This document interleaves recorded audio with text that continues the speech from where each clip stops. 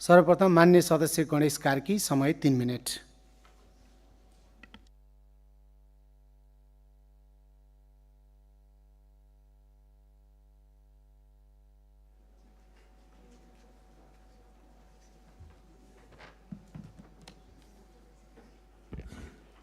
सम्माननीय सभामुख महोदय, सबैभन्दा पहिले मन्त्रीज्यूलाई यो रोस्टरमा बोलाउँदै फिर्ता गर्दै जे परिदृश्य देखियो, यो संसदको सदस्यको नाताले त्यसमा लज्जाबोध गर्दै माफी चाहन्छु।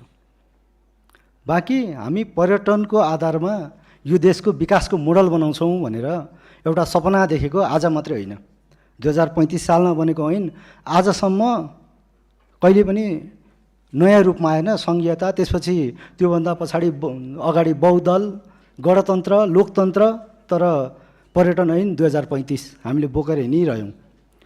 अब हाम्रो लागि यो दुर्भाग्यको कुरा हो अथवा सौभाग्यको कुरा हो, यो संशोधन गर्ने बेलामा हामी ठ्याक्क सदनमा आइपुगेका छौँ। तर पढ्दै जाँदा यस्तो हेलचेक्राइ देखिन्छ, सुरुमै पढ्ने बित्तिकै पहिलो गाँसमै ढुङ्गा लागे जस्तो हेऱ्यो।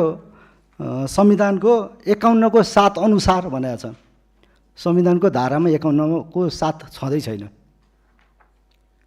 यो हेलचेक्राइ कानुन बनाउने कुरामा कतिको क्षम्य हो अथवा कतिको सुधार गरेर सुधारियो नि भनेर बस्नुपर्ने हो, त्यो सदनले जान्दछ, त्यो परिमार्जन पक्कै पनि गर्छ।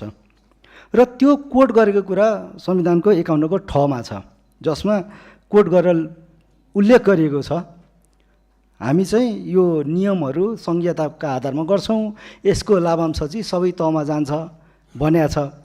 तर कानुन बनाउँदै जाँदा तल के भन्छ भने फोहोर मैला शुल्क चाहिँ फेरि विभागले उठाउँछ भनेको छ। सङ्घीयता मान्ने हो भने त, संविधान मान्ने हो भने त सरसफाइ शुल्क उठाउने अधिकार संविधानले स्थानीय तहलाई दिएको छ।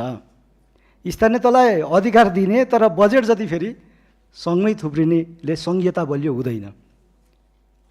यी कुराहरू हामीले देखावटी कुरा एउटा गर्ने, तर लेख्ने बेलामा चाहिँ अलिकति अचेट्न खोज्ने।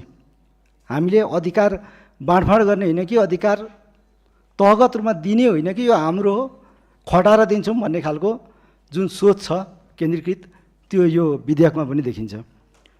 विधेयकमा असाध्यै धेरै कुराहरू सच्याउनु पर्नेछ। असाध्यै धेरै कुराहरू सच्याउँदै गर्दा एउटा कुरा चाहिँ साह्रै सही भनेको छ, सैद्धान्तिक अवधारणा भनेको छ, विद्यमान पर्यटन ऐन 2035 बाट यी संवैधानिक व्यवस्थाहरूको प्रभावकारी रूपमा कार्यान्वयन गर्न सकिने अवस्था छैन। यो एकदमै सही छ। अरू कुराहरू लगभग पुनर्लेखनकै हदमा संशोधन गर्नुपर्ने भएको छ।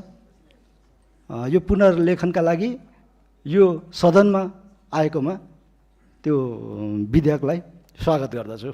धन्यवाद।